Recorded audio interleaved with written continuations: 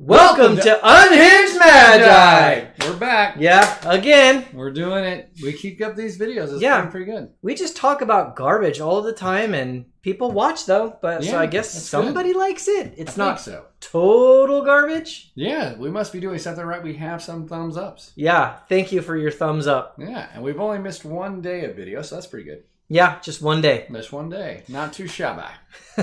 Not too magi, shabby. I didn't even think that really worked, but I like it. Okay, so the topic that we've got for you today, as if you didn't actually look at the title, you cheater, we actually would like to talk to you about what's possibly the best format ever in Magic that you've never yet played. Yep. Are you ready to find out what that format is? We are too.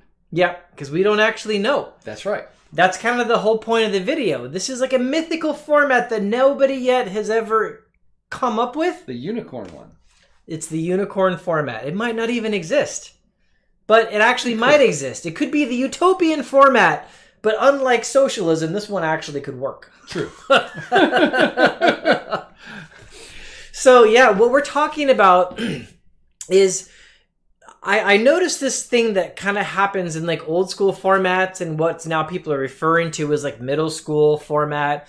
There's these formats where people are taking like different sets in different eras and they're bringing them back out of the annals of history and like they're replaying them and changing the rules slightly, banning certain cards. But what I haven't seen people doing a lot of yet, and I think I've always thought this would eventually happen, is people looking across this wide spectrum of all these sets that have ever been made. And then they start cherry picking. We're going to just take like maybe Portal 3 Kingdoms and Odyssey and Mirage and maybe Dominaria. And they're going to put together this Frankenstein set of these different cards. But the point is, there could be some magical combination of sets that just suddenly just works. Yeah. Yeah.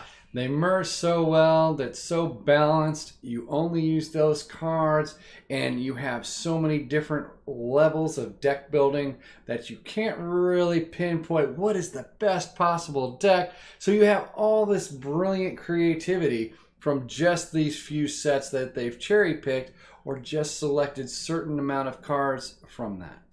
Yeah, because the idea basically is that you know, the Wizards playtesters, they can't actually be perfect. The designers can't actually be perfect. You guys know this. When you buy a set, you buy a box, there's cards that you expect to get, you want to get, and there's a bunch of garbage in there that you just don't care. Primordial ooze. Yeah, which is never good. So there's a bunch of garbage that like is just never really any good.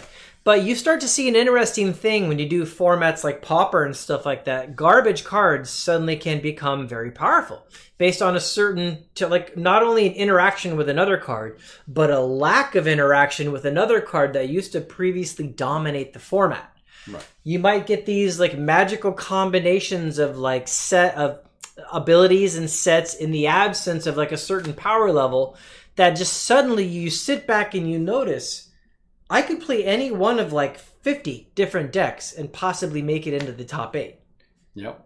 And that would be fantastic, right? Because then if you have the ability to make these brand new decks that are actually just fantastic, that can work well and defeat a lot of people, but you could be running into something that's against you that could defeat you, but you have the greatest possibility chance to get to top 8.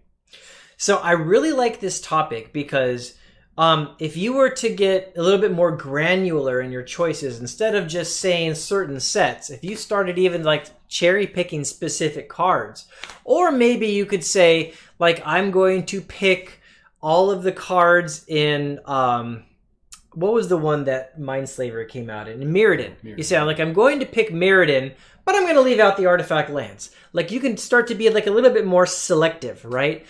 It becomes, with every like customization you put into it, that utopian goal of the most balanced like format ever becomes a little bit more of a possibility.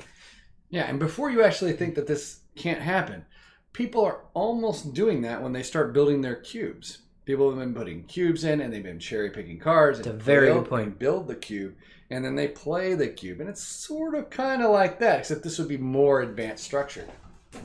Yep. Speaking of cubes, I actually happen to have my exact actual cube here, and it's actually even shaped like a cube, which actually makes it kind of funny. And when people actually come to my house and play, I actually have even signed my cube.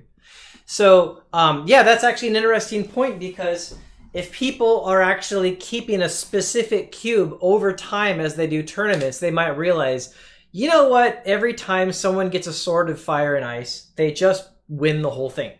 And so you end up taking that out and you put something else in, and then you start seeing more decks kind of shift back and forth. And you could actually, through a cube, you could eventually get to that very balanced play state, actually. Yep. So I think it could happen. I think eventually, maybe it will. Yeah, and I'd actually be extremely excited to see that, because there's so many interesting things that actually does.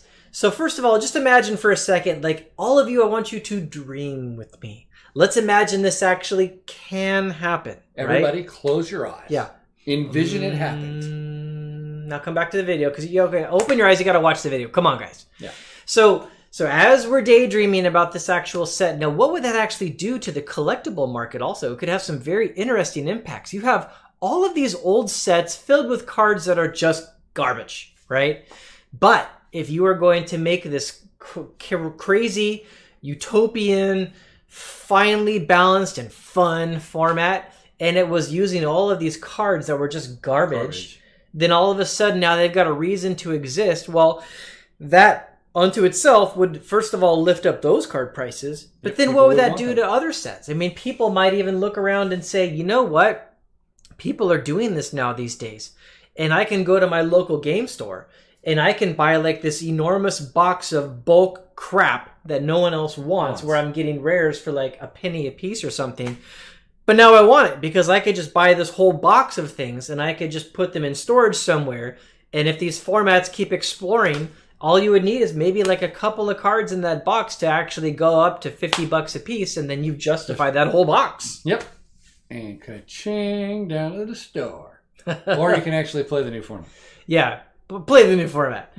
Yeah, but it's interesting because like so many things could actually happen. And another thing I like about this is this could happen in the complete absence of Wizards of the Coast having to do anything.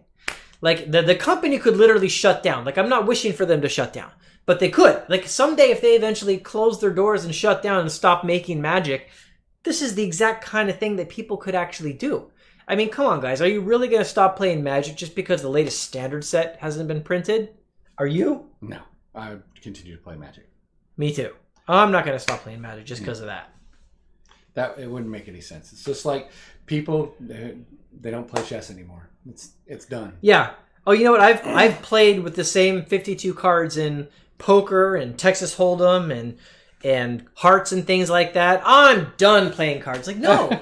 People have been playing cards for a very long time, even though there's only 52 different cards. Even if all the cards of Alpha, Beta, Unlimited turned to dust, people would still play Magic. Yeah. Yeah, and literally. They would still play Old School. And Old School is a format that kind of sprung up on its own. You know, a lot of Magic players have spent so many years just kind of like following on Wizards of the Coast coattails of creativity. A lot of them don't even think along these lines. Like, what could we do if we made our own formats? You know, how could we piece these actual cards together to do something new and interesting that nobody's seen? Getting the following, that's the problem. Yes. And people think that's a giant hurdle to get over. However, with some videos and maybe some of that kind of stuff on YouTube, it can actually take off pretty well.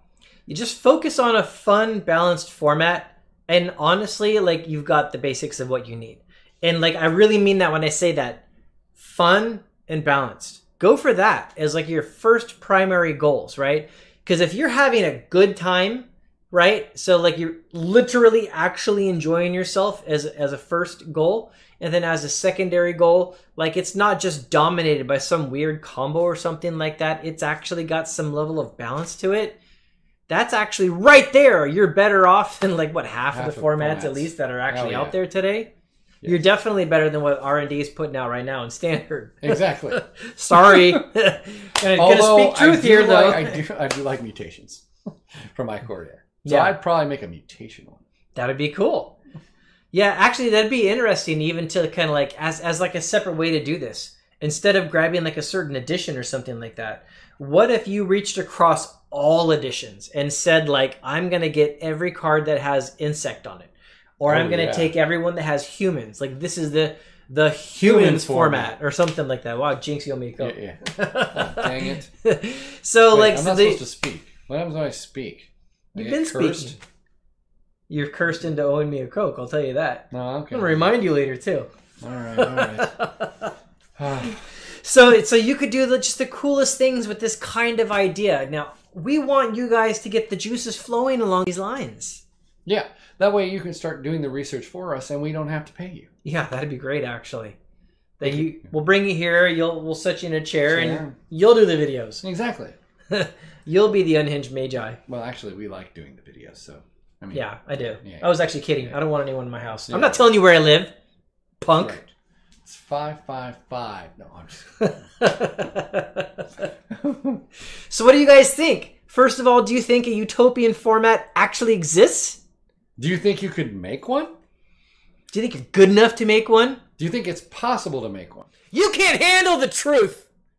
I don't know where that came from. I think it came from a movie. I thought, well, yeah. I just thought I'd be Jack Nicholson for a little bit and it would channel it because it would work. And it did work. Well, did you tap 2 green? No. Well, then you're screwed. You didn't cast channel.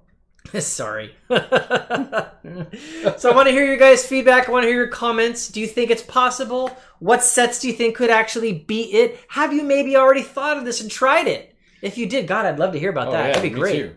And what sets do you use? What sets do you think would be the best? Would you take Jazam Jazin? I'm just saying. Just going to throw that out. No Jazam. Yeah. So thanks a lot for tuning in, guys. Thank you very much for hitting the like button, subscribing, making a comment to us. That just makes our day. Yep. Thank you very much. Have a nice day, everyone. Bye.